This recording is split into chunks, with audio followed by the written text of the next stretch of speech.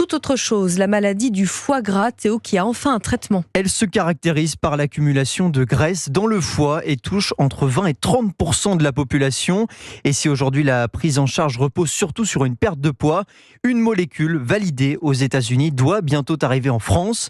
Elle est censée agir directement sur le foie, Yasmina Katou. Aujourd'hui, la prise en charge de la NASH, qu'on appelle aussi la maladie du foie gras, repose surtout sur des mesures diététiques, une alimentation équilibrée et du sport pour perdre du poids.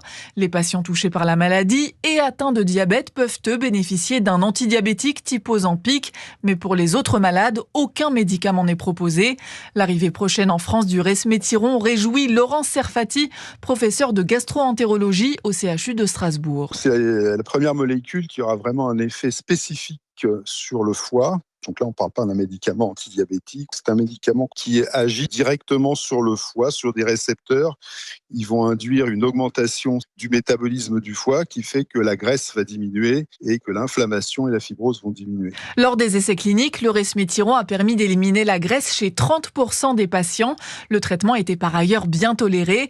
Après une autorisation de mise sur le marché aux États-Unis, le médicament pourrait être autorisé en France courant 2025. Yasmina Katou, spécialiste des questions de santé pour Europe.